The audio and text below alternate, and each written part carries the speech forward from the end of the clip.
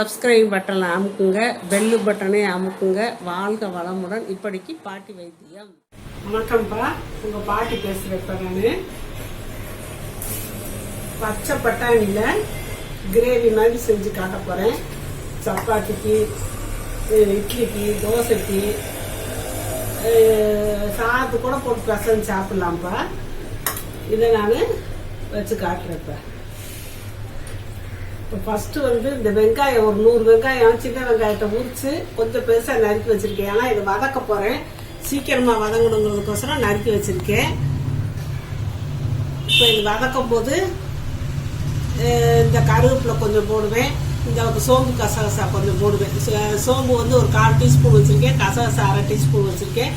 இதெல்லாம் போட்டு வதக்கிடுவேன்ப்பா. வதக்கிட்டு இந்த தேங்காய் இதெல்லாம் போட்டு அரைச்சிருவேன். தக்காளி நல்லா பெரிய தக்காளி 2 வச்சுருக்கேன். இது தாளிக்கிறதுக்கு வெங்காயம், தாளிக்கிறதுக்கு சோம்பு, தாளிக்கிறதுக்கு கறி மசாலா பொடி, ஏலக்காய் 3 வச்சுருக்கேன். கொத்தமல்லி இலை லாஸ்ட்டாக போடுவேன். இந்த குழம்பு பொடி ஒரு 1/2 டீஸ்பூன் வச்சுருக்கேன்ப்பா. கொஞ்சம் மஞ்சத்தூள், ஒரு குழம்பு பொடியிலே நமக்கு மஞ்சள் போட்டிருக்கேன். இருந்தாலும் இதில் ஒரு 1/4 டீஸ்பூன் மஞ்சள் பொடி போட்டு வச்சுருக்கேன். வெந்துக்கிட்டு இருக்கும்போதே ஒரு பச்சை மிளகாய் எடுத்து வைக்கல, நான் இப்போ ஒரு மிளகாயும் போட்டுக்கிறேன். அவ்வளோதான். இப்போ நான் பட்டாணியை வேக போட்டுட்டு இதை வதக்குவோம். இப்போ தண்ணி ஊற்றிக்கலாம்ப்பா. அந்த பட்டாணி வேகிற அளவுக்கு ஒரு 1.5 டம்ளர் தண்ணி ஊற்றிருக்கேன்.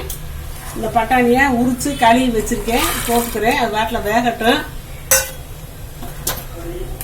இப்போ அந்த அடுப்பில் வெங்காயம் இதெல்லாம் வதக்கலாம்ப்பா. ஊத்துறப்ப வதக்கிறதுக்கு சும்மா கொஞ்சம் ஊத்துனா போதும்.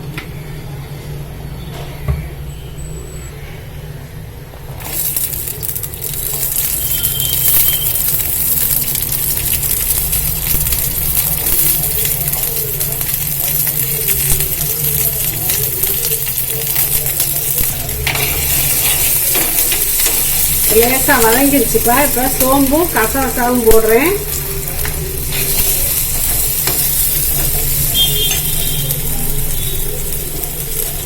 போட்டுட்டு கொஞ்சம் கருவேப்பிலையும் போடுறேன்.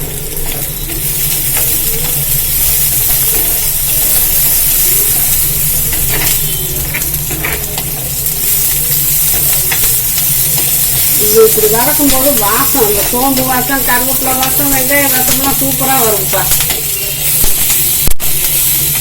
இப்போ கருவேப்பிலை வதங்கிடுச்சுப்பா, வெங்காயமும் வதங்கிடுச்சு, எல்லாம் வதங்கிடுச்சு. இப்போ அடுப்பு ஆஃப் பண்ணிட்டு இதை ஆற வச்சிருவோம்.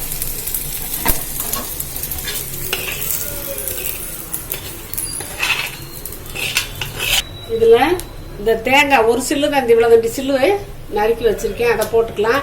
அப்போ அதை இஞ்சி சொல்லலை நான், இஞ்சி ஒரு 5-6 துண்டு போடுறேன். பூண்டுன்னு சொல்லலை, பூண்டும் போட்டுக்கலாம். அரைக்கணும். இப்போ அதெல்லாம் இது தாளிக்க வச்சுக்கலாம். அந்த கருவேப்பிலையை இது ஆறவும் நான் அரைச்சி குழம்புல ஊற்றுவேன், அப்போ காட்டுறேன்.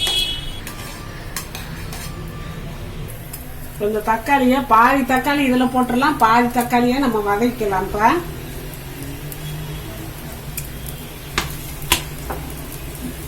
இப்போ நல்லெண்ணெய் ஊற்றுறப்ப நல்லெண்ணெய் ஒரு 1.5 ஸ்பூன் ஊற்றிருக்கேன்.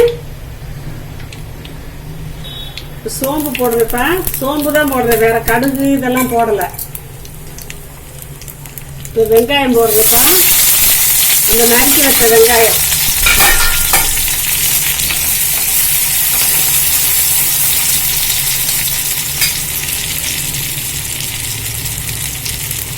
கருவேப்பிலையை போட்டாச்சு.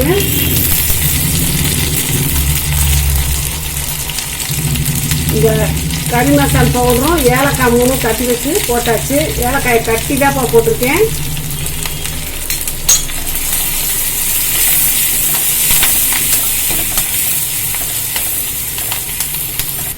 வெங்காயம் வதங்கிடுச்சுப்பா, தக்காளியை போட்டுறேன்.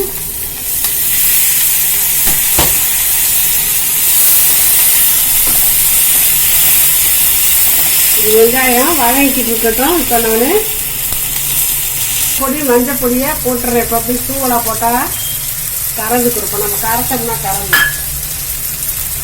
இந்த அரைச்சி வச்ச மசாலாவை இப்போ போட்டுறேன். வளவலுன்னு அரைச்சி வச்சுருக்கேன். அரைச்சி வச்ச மசாலாவையும் போட்டுறேன்.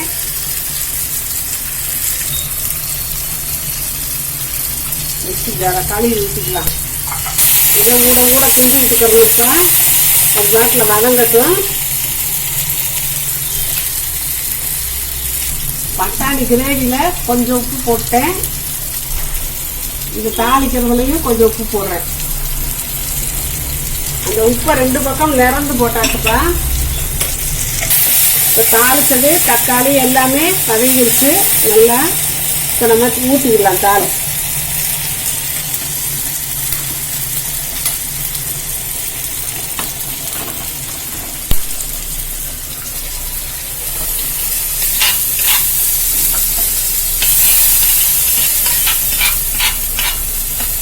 காரத்தை பார்த்துக்கிட்டு அதுக்கு தகுந்த மாதிரி நம்ம பச்சை மிளகா போடணும்ப்பா. பச்சை மிளகா போட்டால் ஒரு வாசம் தான். 1 போடுறதா 2 போடுறதான்னு பார்த்துக்கிட்டு போட்டுக்கலாம். நான் காரம் சரியாக இருக்கான்னு பார்க்குறேன். இப்போ காரம் போதும்ப்பா. இருந்தாலும் இந்த வாசத்துக்கு ஒரு பச்சை மிளகாயை இந்த லாஸ்ட்டில் உரிச்சு போட்டால் அந்த பச்சை வாசம் அப்படியே இருக்கும். அதனால ரொம்ப டேஸ்ட்டாக இருக்கும். இப்போ இதை ஆஃப் பண்ணிக்கலாம். இறக்கி வச்சப்புறம் கொதிக்குது பாருங்கப்பா. மல்லி இலையை வெட்டி போட்டுக்கலாம்.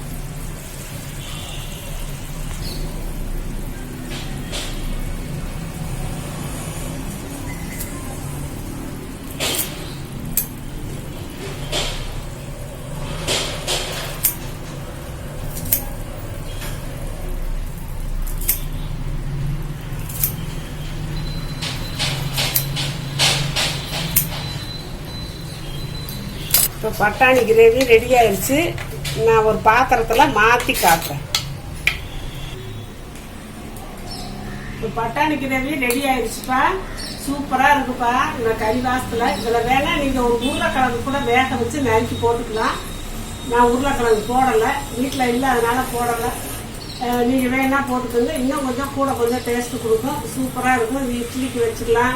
இந்த கெட்டியாக இருக்கிறதுனால பூரிக்கு கூட வச்சுக்கலாம்ப்பா. பூரிக்கு வச்சுக்கலாம், சப்பாத்திக்கு வச்சுக்கலாம், தோசைக்கு வச்சுக்கலாம். சூப்பராக இருக்கும். இந்த சீசனில் நம்ம நல்லா பட்டாணி பச்சை பட்டாணி கிடைக்கிறத வாங்கி இப்படியே செஞ்சுக்கிற வேண்டியது. ஒவ்வொரு டிஷ்ஷும் இதில் பொரியல் பண்ணலாம், நிறைய பண்ணலாம். இன்னைக்கு நான் கிரேவி பண்ணி காட்டியிருக்கேன்ப்பா. இப்படி செஞ்சு பழகிக்கங்க. வாழ்க வளமுடன். சப்ஸ்கிரைப் பட்டனை அமுக்குங்க, பெல்லு பட்டனை அமுக்குங்க. வாழ்க வளமுடன். இப்படிக்கு பாட்டி வைத்தியம்.